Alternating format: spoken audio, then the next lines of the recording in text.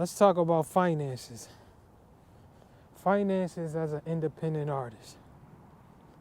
What are you spending? I'm going to be transparent and I'm going to talk about what I spend on average per month. All music related expenses of being an independent artist. So first thing, let's say software. Let's start with software, right? So I have a Pro Tools subscription, Pro Tools Studio. I pay $36, roughly $36 a month for the subscription. The Pro Tools Studio, that allows me to record in the updated version of Pro Tools with a no ceiling on the amount of tracks that I can use. So there is a Pro Tools intro version, if we're talking about software, that is I believe 8 track or maybe 8 to 15 tracks per session you can use, which is basically like beginner. You know, I have sessions where I may have upwards of 100 tracks or more, especially vocals, when you start talking about layering and harmonies and doubles, ad-libs, you know what I mean? So that wouldn't work for me. But what I like about the subscription is it's an entry point in order for me to have the latest version without having to pay for the download, which is, I believe, anywhere between $400 to $500. So if you're an independent artist, you're just starting out and you want to be able to record, but you don't want to have to deal with this, I think that Pro Tools Studios is the best bet. I remember when I was recording, I was using Pro Tools LE on the Inbox 2. That was my first version of Pro Tools. It came with a light version when you bought the Inbox, and that was Pro Tools interface. This was like 2009. So when I tell you that I'm an OG when it comes to this Pro Tools and this software in general, my first actual software was, I think, that I purchased was like Sony Acid. But my father goes back, he had software that we was trying to set up on a desktop, and it was Cakewalk. And we didn't even know how to set it. I had to buy a new sound card. I installed the sound card. This was like, man, maybe 2002, 2003. That's what I'm saying, man. I've been at this music thing for a long time, bro. So people don't even know. I was a kid, and I was determined to get it. I'm like, man, listen, I always found it fascinating. Like, you get to be able to tell your own stories, tell your own everything, get the music and express yourself. That's one of the best feelings out there, bro. So, yeah, Pro Tools Studios, 36, right? Now, sometimes I'll have my Antares Auto-Tune, and that's like $27 a month, I think. But sometimes I pay for it, sometimes I don't, because I rarely use Auto-Tune, right? I use it as a pitch correction, not as the effect. So I don't really need it most of the time. And I'm doing the work in post, like correcting the pitch in post. So it takes some getting used to tailor it. I find that for my voice, it's better if I have it on while recording so I can hear it and to make the adjustments on the fly. And for that, that's when I was using the, I forgot what it was called, but it was a different type of interface. And this was, this was the UA Audio. And I was using the Duo. The Universal Audio Duo. I was using that interface, and that allowed me to use the software while I was actually tracking vocals. So right now I'm using the Scarlett Focus, and this is just the 4th generation Scarlett Focus. So Focusrite Scarlett, 4th generation. That's what I'm using. My bad, y'all. I'm trying to get it together while I'm walking out here. You know what I'm saying? But yeah. And that entry point, for that model, I think I paid anywhere between 150 to 250 new from Guitar Center.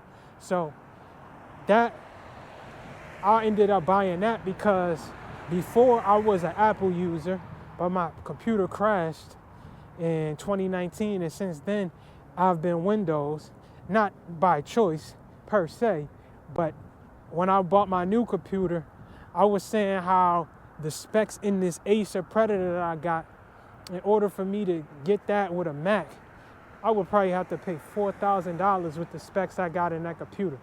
And the graphics came with it, so it was good for editing 4K videos. And I was like, you know what? I'm gonna stick with that. I ain't even gonna go off. So I've been using that pretty good, pretty faithfully for the year, but then all of a sudden my SSD drive crashed. So I don't know what it is, if I'm pushing the computers too hard or what, but they ain't making them like they used to back in the day, boy. I tell you, boy, devil been busy. But it is what it is. We progress and we keep going. So where we at right now? 36 for the Pro Tools, right? 27 if you want to use the Auto-Tune, and that's a subscription-based model as well. Because once again, you could buy these Pro Tools licenses or you could buy the Pro Tools or the Antares Auto-Tune outright, but it's gonna cost you way more money. And you don't know how much you're gonna use it just starting out. So I will always advise you to do the monthly, because if you don't use it, just don't pay for the month, right? So 36 for the Pro Tools, 27 for that. I use a service called Disco.ac, and this is basically pertaining to file sharing and uploading tracks and categorizing the tracks and being able to share them amongst peers, music supervisors and different things. Music supervisors typically prefer Disco. Like, this is pretty much the industry standard when you're talking about submitting tracks for shows, TVs, films, commercials. They all use Disco. So that, for me, the basic monthly is like $10, but it comes with a feature that allows you to auto tag, and tagging is basically putting what type of mood the track is, what type of I don't know, like let's say it's lead male vocal, clean, hip hop, dark mood, this vibe, this tempo, this beat, all of that. They have an auto tag system where it could do that for the track, that could help save you some time. So that's an additional like $10. So roughly $21 a month for the Disco. So that's 36 for Pro Tools, 27 for Auto-Tune, 21 for Disco. I use Canva for when I use my cover art or YouTube thumbnails or different stuff like that. I use Canva, which is $15 a month. I use Adobe Premiere, the 2024 version because I have an Adobe Creative Cloud account, which is free to get the account. But whatever you want to use, like if that's stumbling over these words. If that's like any Adobe software, so that's Premiere, that's Photoshop, that's Illustrator, whatever you want, you could get the all included, which is basically 89 to, once they add tax and all that, I'm just gonna say $100 a month, or you could just get for what you need. I only use it for editing videos, and that's why I use Premiere, which is $30 a month. I think $28, but tax is $30 a month. So yeah, I'm good with that, because anything else I need to do, I can use Canva for.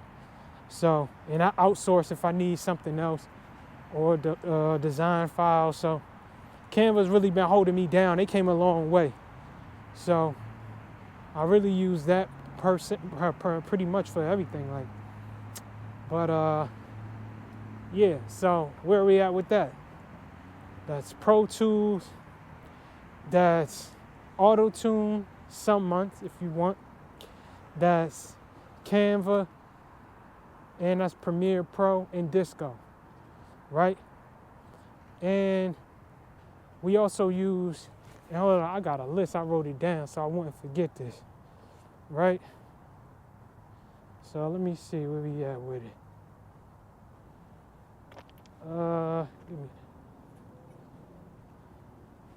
Okay. So the Adobe's like 30. Oh, let's talk about internet. So my internet is like $29 a month, $30. That's Comcast. Disco is 21. Canva is 15. I got a professional Linktree, which allows me to customize it with pictures, links. You can even put like mailing list sign-ups or newsletter join-ins and different stuff like that. So that's $10 a month. I insure all of my gear. So all my gear is insured, and I pay about $13 a month through a policy that comes through State Farm. And the policy is personal articles policy, home insurance. So basically, this policy insures all of my gear, not just inside the home, but also outside of the home. So no matter where I am, no matter what I'm doing, as long as I'm not using it in a professional manner, so to speak, right? Because I got a day job. I'm an independent artist. I'm not a professional.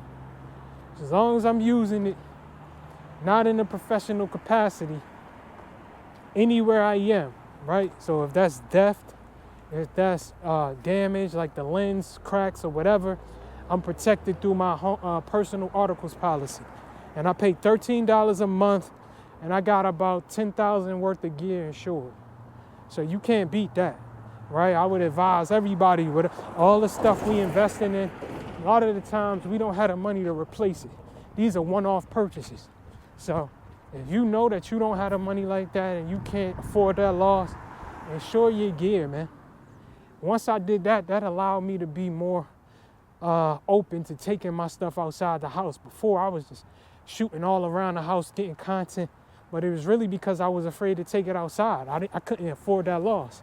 Now that I got the insurance, I become a better photographer and videographer because I'm able to really experience different shoots and different things and plan them. So that's insurance.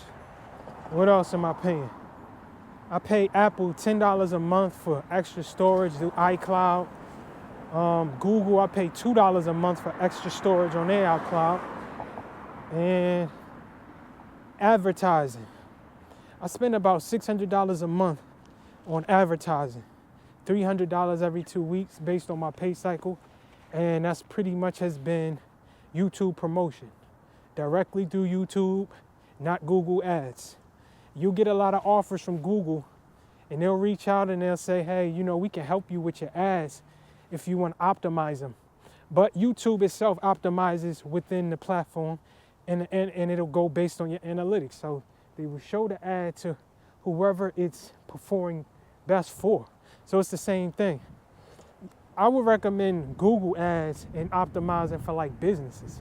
But because it's a video promo campaign, just stick directly with YouTube, right? You don't have to go and try to optimize, because for me, what I found is when I went through YouTube Ads Manager, Google Ads Manager to try to set up an ad, I wasn't getting nearly as much traction or engagement as I just set it up. And it's so easy. It's way easier. When you try to be targeted and detailed, a lot of the times, what I found, at least when I tried to set it up through that way, the results wasn't there. So I'm just sticking with it. If I'm gonna run YouTube ads, might as well do it on the platform. The algorithm and the analytics will be taken into consideration and they'll engage. Okay, so that's pretty much what I spend the most. Clearly, the most thing is promotion. So rundown, YouTube promo, $600 a month. And let's make sure I got everything so I could. All right, let's see. So we started, let's say with Adobe, $30 a month. Internet, $30 a month. Disco, $21 a month. Canva, $15 a month. Linktree, $10 a month. Insurance, $13 a month. Apple storage, $10 a month. Google, $2 a month. Antares Auto-Tune would be $27 a month, and that's sometimes, and Pro Tools, $36 a month. So whatever that is, that's pretty much my typical breakdown per month. Now, there's also a lot of other stuff I do use, like one-off buys. So software, when it comes to like audio plugins, I'll update here and there based on what I feel like I need. Like there's a lot of sales that go on halfway through the year around Christmas. So like a couple weeks ago for the end of year sale, I bought a plug-in bundle from Sound Toys. And that was about $200 for like a $500 software upgrade that they usually have. But the end of the year, they really cut prices. So I managed to get that, and I was waiting on that because I had it in the past. And that's one of the greatest tools I was using as far as like for echoes, delays, sends, phasers, modulation, all of that type of stuff, reverbs. So I can't wait to get my computer back so I'll be able to play around with that. I also got some isotope sound kits for basically cleaning up the vocals. So I got a lot of different stuff. I'll buy like one-off. I'll buy the software and it'll be one-offs. But like I put the interface in there. That's a one-off purchase. Like I talked about the Focusrite Scarlett. I got a mic. So I got a mic C80 mic that I record in, condenser microphone. And I'll do more deep dive into the gear I use to record. I'm going to do an in-studio video too. But if y'all want that, just let me know. And I'll go and review and break down, you know, what I use. But yeah, that's pretty much it, man. I just wanted to show y'all what I do monthly. So it's not cheap. I mean, it depends on, it's all perspective. Some people may spend way more in their marketing budget. Some people may whatever. But for me, this is just what I'm doing. I feel like it's realistic for somebody that's in the working field, that's serious about their craft and want to invest in themselves. You could just set aside a budget, maybe more, maybe less, and then you use it for you. The biggest thing and biggest cost is clearly marketing. So I could scale that back, or I could switch to another platform or put it into something else and maybe see different results. But that's where I'm at today. Current subscriber count is 25,000 plus.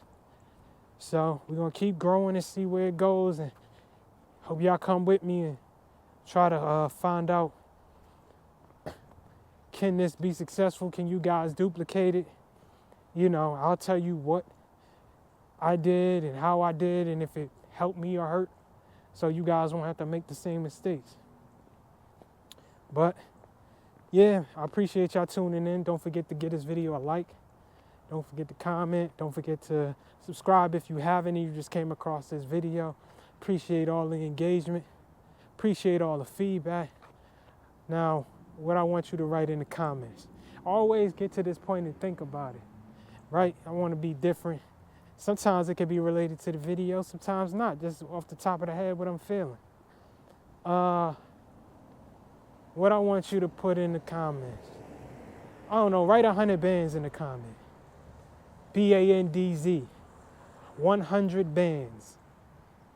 And if you made it this far and you put that in the comment, you're a real one. Until next time, signing off. All right? Peace.